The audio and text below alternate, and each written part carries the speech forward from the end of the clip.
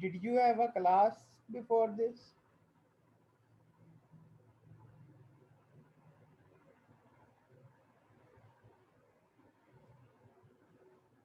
इससे पहले आपकी क्लास थी?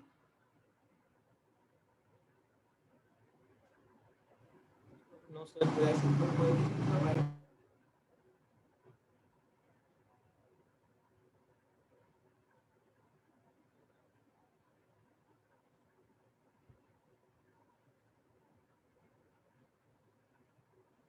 दोबारा बताएं।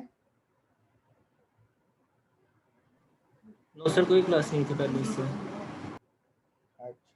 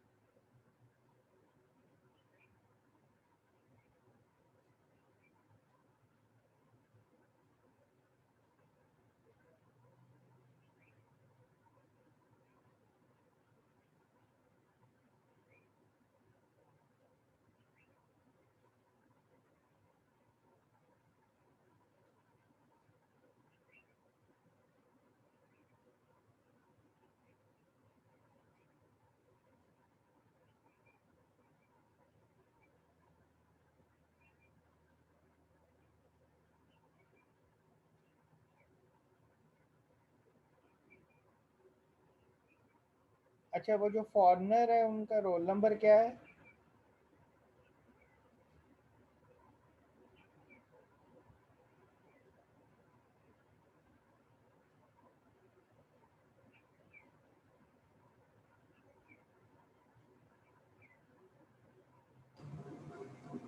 Forty two sir. जो सीरिया से है? जी सर, उसका 42 है। Okay.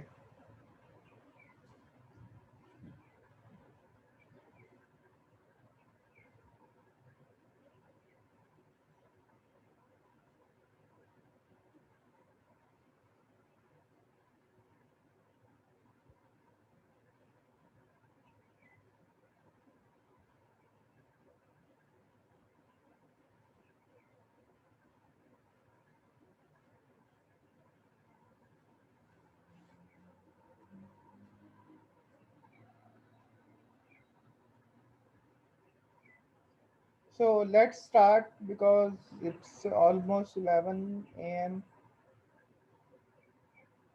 So why study signal and systems?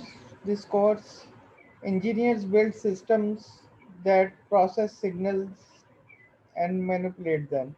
For example, we take the case of this Zoom software and modem. So I'm speaking and you are listening. This modem is converting my speech signal and audio signal into digital form, and then it is transmitting over medium, and then it is demodulating at your end, and then you are listening to the signal. So engineers build system. Here the system is the modem. Modem is the system. So we need formal mathematical framework for the study of such systems. So we need formal mathematical framework which requires strong understanding of engineering transforms. So what are the engineering transforms? Engineering transforms. You might have studied in mathematics course as well. Engineering transforms.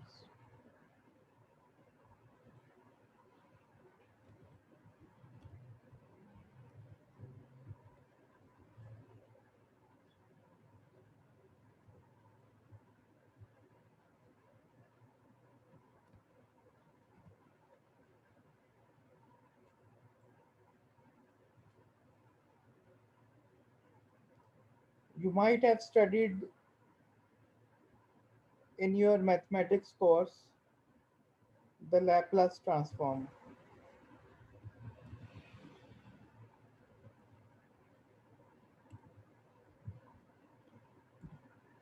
And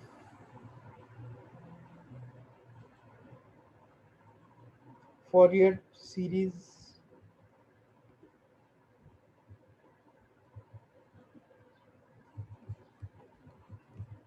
These are all called engineering transforms, which transform signals in time into frequency domain. So we have signal in time, and using these transforms, we can convert these signals in time domain into frequency domain. Fourier series and Fourier transform.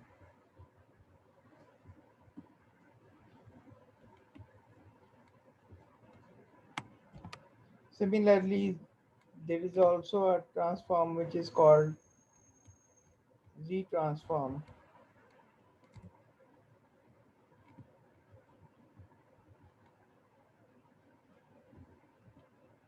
wavelet transform.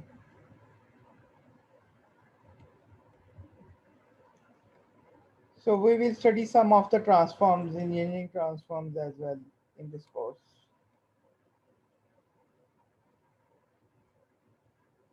So such a framework is necessary in order to ensure the system will meet the required specification, that is performance and safety, stability, causality, linearity, and all the properties of the systems that we are going to study in this course.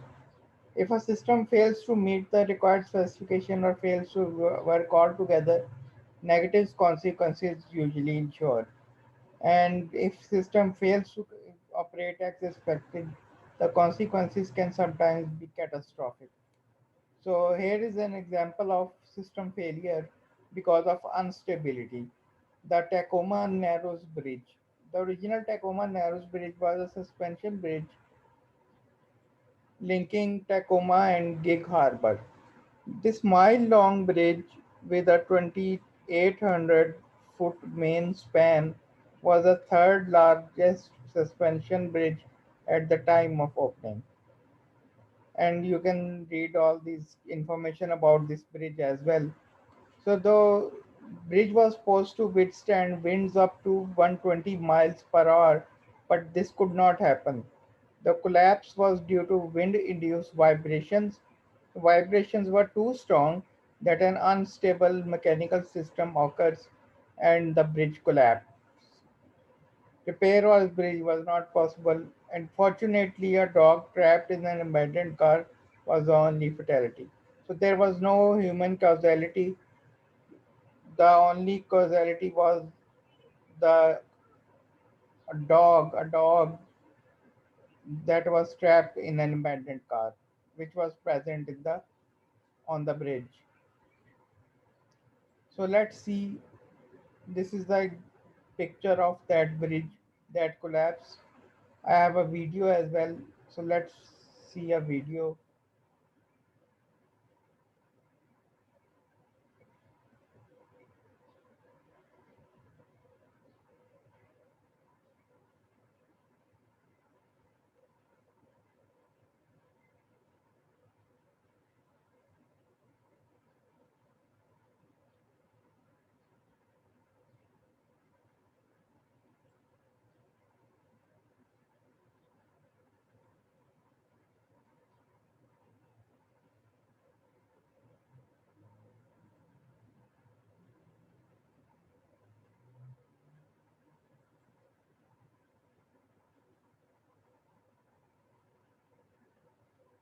So let's see how bridge collapse.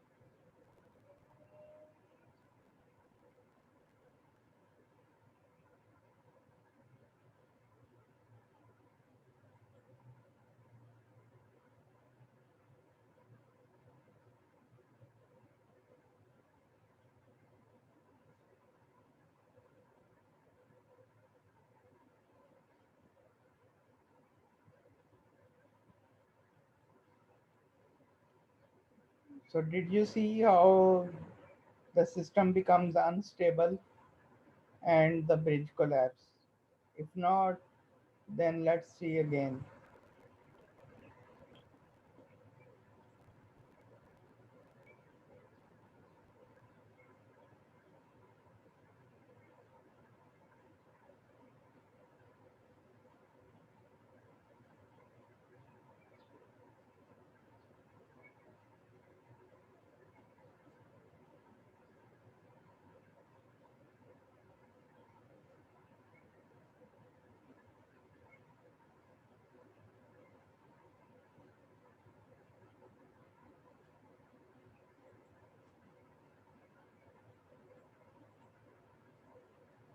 So this was an example of, so foreigner is not present.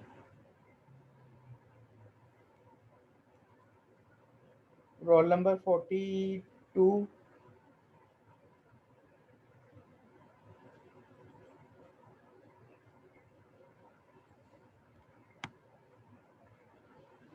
Roll number 42 is not present. 42 present नहीं है. No, sir. Okay. So ये bridge आपने देखा है कि ये system जो है अनस्टेबल हो गया था. So stability and causality and linearity are properties of systems that we are going to study in this course as well. So part 1, signal. So earlier we saw that a continuous time signal is called a function. A function and signal are changed interchangeably. तो function जो है उसको हम signal भी कह सकते हैं, signal को फंक्शन भी कह सकते हैं. इसी तरह डिस्क्रीट टाइम सिग्नल को सीक्वेंस कहते हैं. सीक्वेंस को डिस्क्रीट टाइम सिग्नल भी कह सकते हैं और डिस्क्रीट टाइम सिग्नल को सीक्वेंस कह सकते हैं, राइट. सीक्वेंस को हम इस तरह रिप्रेजेंट करते हैं, x of n, where n is the integer. It is time, basically time. It is basically time, but it's time in integer form, like 1, 2, 3, 4, 5, 6, integer form, numbers form. So in discrete time, time cannot be non-integer. यानी इसको आप ये नहीं कह सकते कि 1.7 is an integer, 1.7 या 4.5, this does not exist. Last time मैंने आपको एग्जांपल दिखाई थी, वो ये इंपॉर्टेंट, ये फंक्शंस के बारे में थोड़ी सी नोटेशंस बताई हुई हैं. ये इतना इम्पोर्टेंट नहीं है, ये आप खुद ही पढ़ लीजिएगा. इससे थोड़ा सा ओवरव्यू हम देंगे. Let's f and g and real valued function of a real variable. यानी f and g are functions. These are two functions, f and g. t denotes the arbitrary real number, यानी time. Real number means time. And h denotes the system operator. System operator जो है वो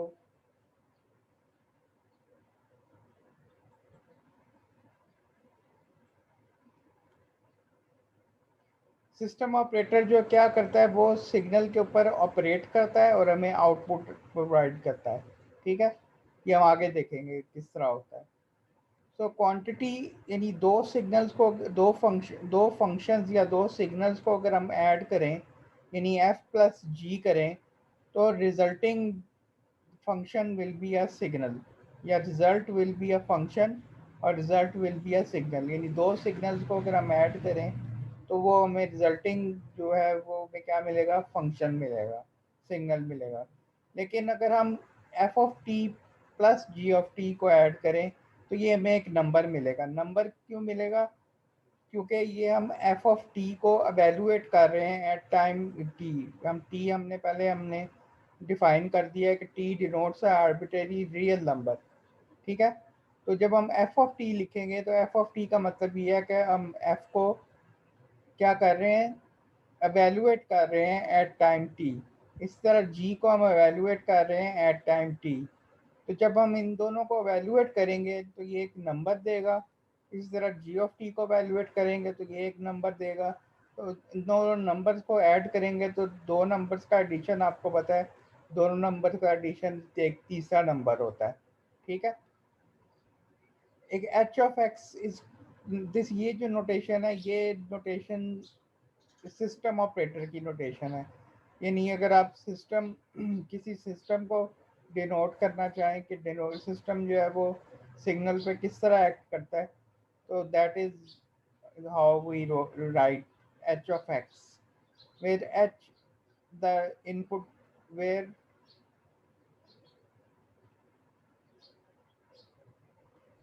the output produced by the system represented by h, system h, where the input of the system is the function x। इसमें signal यानी input जो है वो signal है या फंक्शन है विच इज कॉल्ड x, और h जो है वो ऑपरेटर है, जिसे कहते हैं सिस्टम ऑपरेटर है। सिस्टम ऑपरेटर जो है वो x के ऊपर एक्ट करता है और हमें आउटपुट प्रोवाइड करता है, ठीक है। इसी तरह एच एक्स ऑफ टी क्या होगा, एक नंबर होगा। नंबर कैसे होगा? अगेन एक्स ऑफ टी जो है वो क्या है, x of t is a number. F x of t is how x of t is a number because we are evaluating x at time t, यानी time t पे हम x को evaluate कर रहे हैं। तो जब हम एक्स को टी पे एवेल्युएट करेंगे वो हमें एक नंबर देगा, और सिस्टम में अगर हम एक किसी भी नंबर को या कांस्टेंट को प्रोवाइड करें तो हमें वो एक कांस्टेंट प्रोवाइड करेगा। यानी सिस्टम में अगर हम कांस्टेंट को प्रोवाइड करें, सिस्टम एच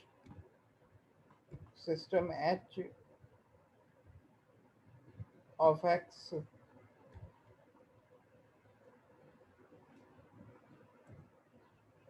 किसी भी कांस्टेंट को ऐड करें, सॉरी 5, तो हमें ये एक नंबर देगा, output will be number.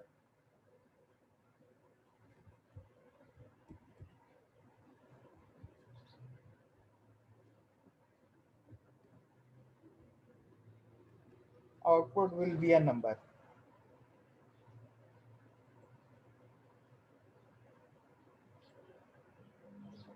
right? So let's see some properties of the signal. A function x is said to be even if it satisfies x of t is equal to x of minus t। अब x of minus t का क्या मतलब है कि हम इसे कहते हैं time reversal property. x of minus t को हम कैसे फाइंड कर सकते हैं? x of t जो है ये इसको हम y एक्सिस के क्रॉस फ्लिप करें तो हमें x of minus t मिलता है। जैसे ये सिग्नल है, इसको अगर हम x of minus t find करना चाहें तो जो फर्स्ट क्वाड्रेंट में वैल्यू है उसको सेकंड क्वाड्रेंट में ले जाएं, और सेकंड क्वाड्रेंट में जो वैल्यू है उसको फर्स्ट क्वाड्रेंट में ले आए तो हमें x of minus t मिल जाएगा। इसकी एग्जांपल आपको मैं देता हूँ।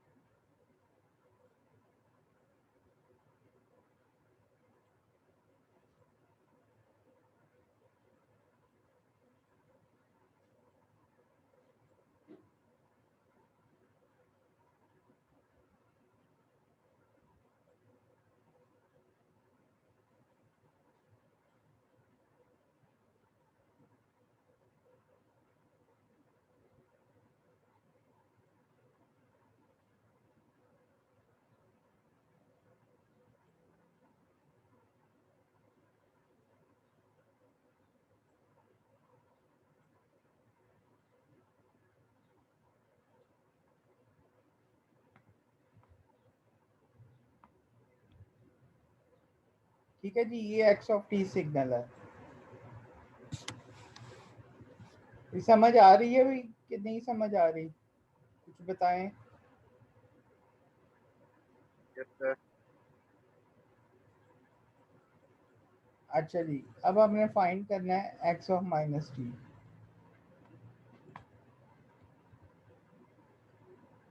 अगर कोई चीज़ समझ में आए तो आप किसी वक्त भी इंटरप्ट करके मुझे आप पूछ सकते हैं, दोबारा पूछ सकते हैं, जितनी दफ़ा मर्जी पूछ लें, बेशक कोई चीज़ अगर समझ नहीं आ रही तो। एक्स ऑफ माइनस टी हमने फाइंड करना है, तो एक्स ऑफ माइनस टी कैसे फाइंड करेंगे? ये वाई एक्सिस है, तो वाई एक्सिस के क्रॉस इस सिग्नल को फ्लिप कर देंगे। फ्लिप करने का मतलब ये है, जो वैल्यू फर्स्ट क्वाड्रेंट में थी वो सेकंड क्वाड्रेंट में चली जाएगी, और जो वैल्यू सेकंड क्वाड्रेंट में थी वो फर्स्ट क्वाड्रेंट में आ जाएगी।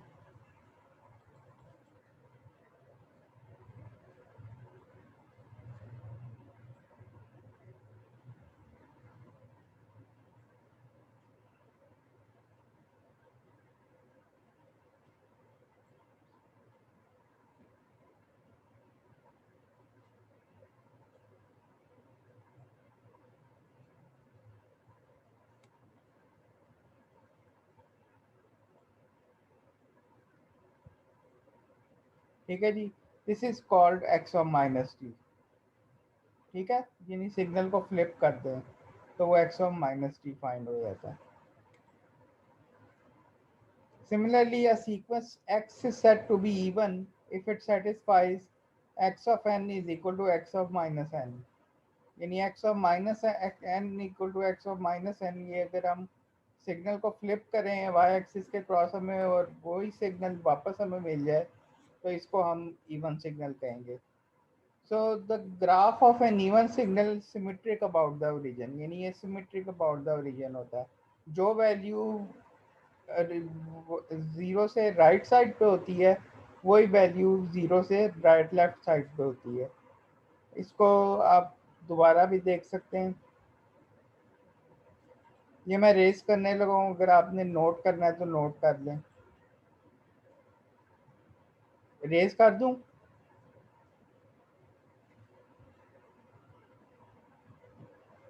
यस सर कर दे।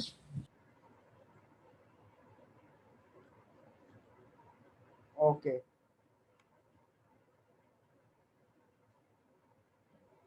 अब हम देखते हैं डिस्क्रीट वैल्यू सिग्नल। ये ज़ीरो है,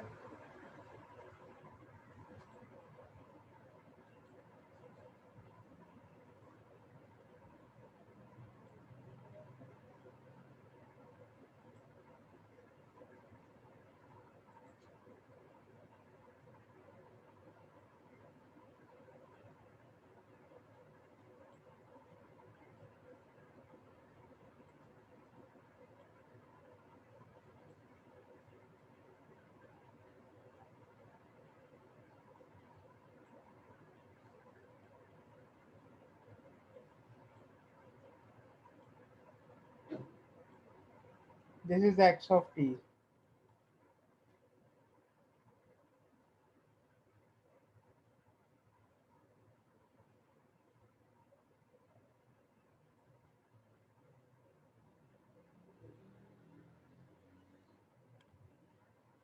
sorry, this is x of N.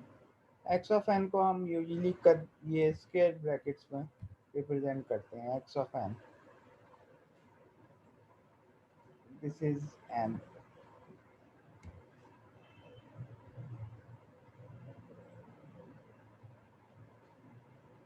ठीक है, अब एक्स ऑफ माइनस एन कैसे फाइंड करना है?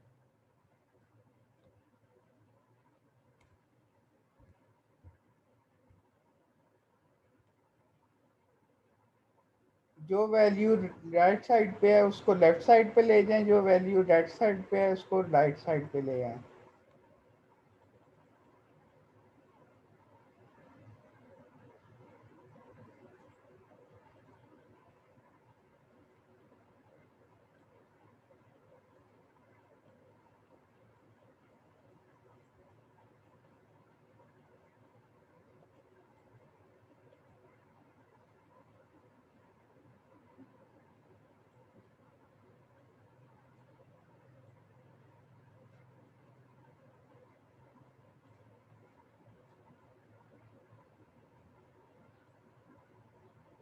ठीक है जी।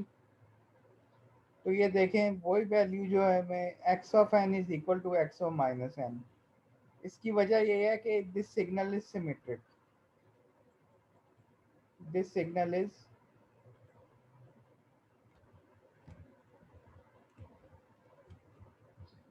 symmetric about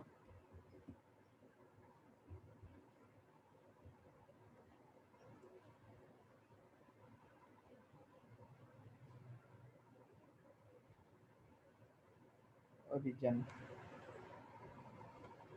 So this is an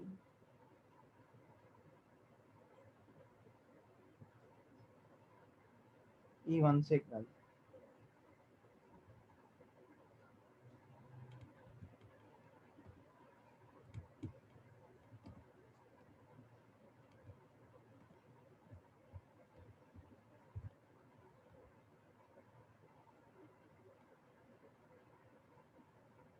एक चीज आपने याद रखनी है कि जब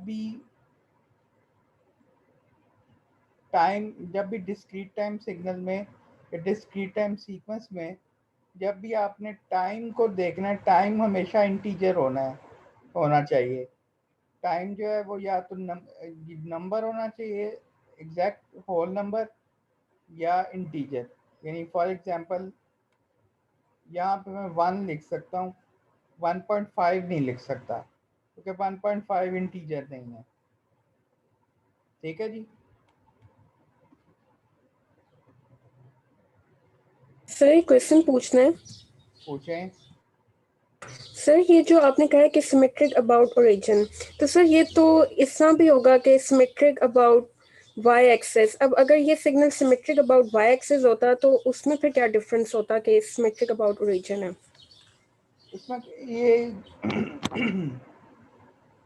सिमेट्रिक अबाउट जीरो हम इसलिए कहते हैं क्योंकि जीरो जो है वो जीरो के राइट साइड पे और जीरो के लेफ्ट साइड पे सिग्नल जो है वो सेम होता है, इसलिए हम उसको सिमेट्रिक अबाउट ओरिजिन कहते हैं। वाई एक्सिस जो है, वाई एक्सिस के क्रॉस इसलिए नहीं कहते क्योंकि जो डिस्क्रीट टाइम सीक्वेंस है उसमें कोई हम वाई एक्सिस क्वाड्रेंट ड्रॉ नहीं करते। यानी अगर आप यहाँ पे क्वाड्रेंट ड्रॉ करना चाहें तो क्वाड्रेंट ड्रॉ नहीं करते। तो क्वाड्रेंट इस तरह अगर हम ड्रॉ कर लें, इसे वाई एक्सिस कह दें, तो तब भी ठीक है। सिमेट्रिक अक्रॉस वाई एक्सिस या सिमेट्रिक अक्रॉस ओरिजिन, तब भी ठीक है। लेकिन अच्छा, आपने दोबारा ज्वाइन कर लेना है, ये मीटिंग टाइम जो है वो एंड होने वाला है आफ्टर 9 मिनट्स, तो आपने दोबारा उसी लिंक से दोबारा ज्वाइन कर लेना। तो डिस्क्रीट टाइम सीक्वेंस में हम क्वाड्रेंट ड्रॉ नहीं करते, ये एक कन्वेंशन है कि हम डिस्क्रीट टाइम सीक्वेंस में हमेशा उसमें पल्सेस ड्रॉ करते हैं। पल्सेस जो है वो किसी क्वाड्रेंट में नहीं होती, वो वाई एक्सिस या एक्स एक्सिस के क्रॉस नहीं होती, वो सिर्फ एक टाइम एक्सिस होता है जिसे एन कहते हैं, ये एन है। तो इसलिए जनरलाइज के तौर पे, general to make it generalise, we say that this is symmetric across zero. लेकिन कहने का मतलब यही है कि ये वाई एक्सिस के क्रॉस, लेकिन चूंकि हम डिस्क्रीट टाइम सीक्वेंस में वाई एक्सिस ड्रॉ नहीं करते, ये आप देखें इस एग्जांपल में भी वाई एक्सिस ड्रॉ नहीं किया हुआ, सिग्नल सिर्फ ड्रॉ किया हुआ है, एक्स ऑफ एन का हुआ है। लेकिन ये ओपनहाइम की बुक में आप देखेंगे तो उसमें से ये ड्रॉ नहीं किया होगा, इसमें ये वाई एक्सिस ड्रॉ नहीं करते हम, तो इसलिए इसको सिमेट्रिक अक्रॉस ओरिजिन कहते हैं। सिमेट्रिक अक्रॉस वाई एक्सिस भी कह सकते हैं, that is one and same. इसको यहाँ पे हम सिमेट्रिक अक्रॉस वाई एक्सिस भी कह सकते हैं, इसमें कोई मसला नहीं है। ठीक है। लेकिन चूंकि हम डिस्क्रीट टाइम सीक्वेंस में हम वाई एक्सिस ड्रॉ नहीं करते, इसको सिर्फ टाइम में इस तरह ले लेते हैं, तो इसलिए इसको सिमेट्रिक अक्रॉस जीरो कहा हुआ है कि जीरो के राइट साइड पे जो कुछ है वही लेफ्ट साइड पे वो एग्जिस्ट करता है। इसका मतलब ये है कि अगर राइट साइड को हम लेफ्ट साइड पे लेके जाएं या लेफ्ट साइड को राइट साइड पे लेके आए, यानी x of minus n find करें, if x of n minus n is equal to x of n, तो उसे इवन सिग्नल कहते हैं। एन इवन सिग्नल बिकॉज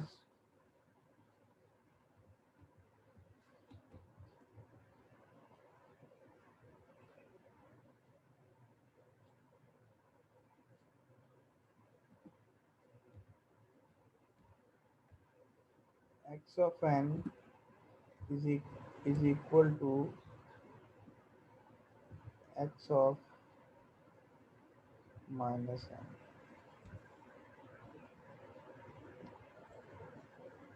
इसे y एक्सिस भी चले, आप y एक्सिस कह दें।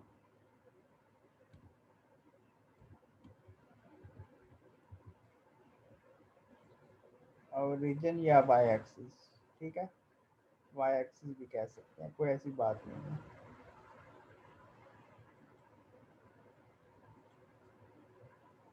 Odd signals. A function x is said to be odd if it satisfies x of t is equal to minus x of minus t। अब minus, अब अगर हम शुरू में लगा दें तो इसका मतलब ये है कि हम -1 से इसको मल्टीप्लाई कर रहे हैं।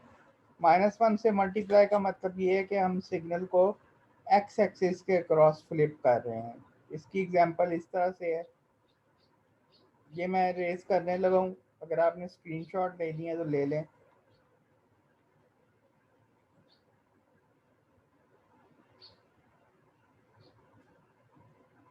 स्क्रीनशॉट लेनी है तो ले लें, मैं इसको रेस करने लगा हूँ।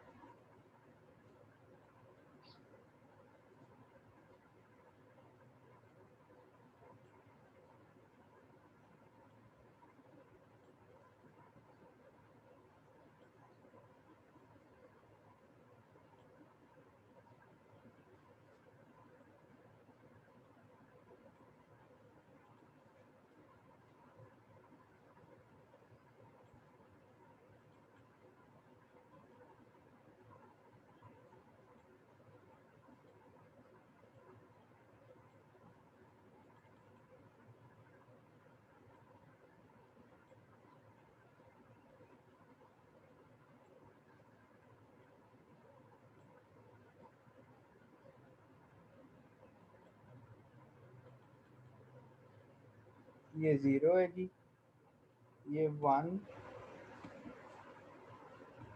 2 3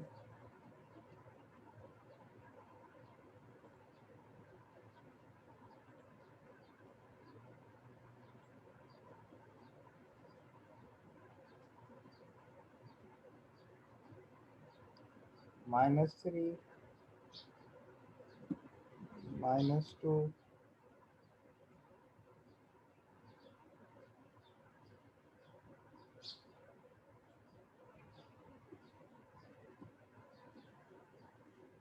-1।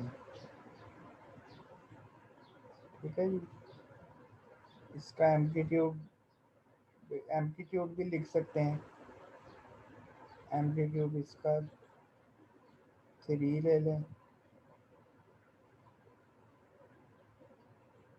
इसका 1 ले लें, ठीक है। This is x of n।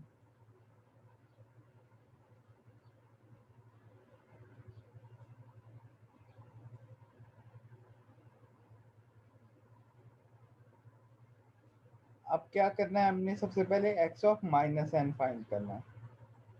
तो x ऑफ माइनस n कैसे फाइंड करेंगे? कोई बताए x ऑफ माइनस n कैसे फाइंड करेंगे?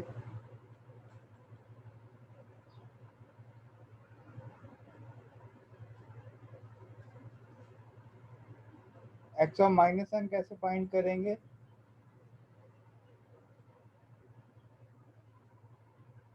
अभी हमने पीछे एग्जांपल की है। Can anybody tell x of minus n कैसे फाइंड करेंगे? सर एन के साथ माइनस साइन। हाँ, वो एक्स और माइनस एन हो जाएगा ना। एक्स और माइनस एन फाइंड कैसे करेंगे? अभी हमने पीछे एग्जांपल की है। एक्स और माइनस एन ये कैसे फाइंड करेंगे? रीजन के क्रॉस फ्लिप कर देंगे। इन्वर्ट कर देंगे। जो रीजन के क्रॉस जो वैल्यूज होंगी उसको इन्वर्ट कर देंगे, यानी जो राइट साइड पे वैल्यू थी वो लेफ्ट साइड पे चली जाएगी, और ओरिजिन के क्रॉस जो लेफ्ट साइड पे वैल्यू थी वो राइट साइड पे चली जाएगी। तो इसको देख के करते हैं।